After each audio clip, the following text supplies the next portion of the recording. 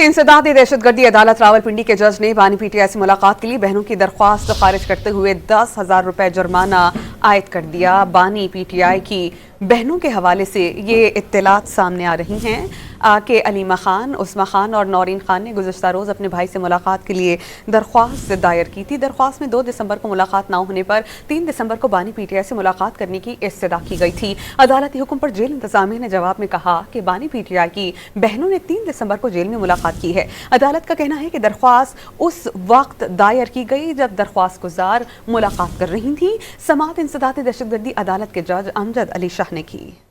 इंसदादी दहशतगर्दी अदालत रावलपिंडी के जज ने बानी पीटीआई से मुलाकात के लिए बहनों की दरख्वास्त खारिज करते हुए 10,000 रुपए जुर्माना आयद कर दिया। बानी पीटीआई की बहनों के हवाले से ये इत्तलात सामने आ रही हैं कि अलीमा खान, उस्मा खान और नौरीन खान ने गुज़श्ता रोज़ अपने भाई से मुलाकात के लिए दरख्वास्त दायर की थी। दरख्वास्त में 2 दिसंबर को मुलाकात ना होने पर 3 दिसंबर को बानी पीटीआई से मुलाकात करने की इस्तदा की गई थी। अदालती हुक्म पर जेल इंतजामिया ने जवाब में कहा कि बानी पीटीआई की बहनों ने 3 दिसंबर को जेल में मुलाकात की है। अदालत का कहना है कि दरख्वास्त उस वक्त दायर की गई जब दरख्वास्त गुजार मुलाकात कर रही थी। समाअत इंसदादी दहशतगर्दी अदालत के जज अमजद अली शाह ने की।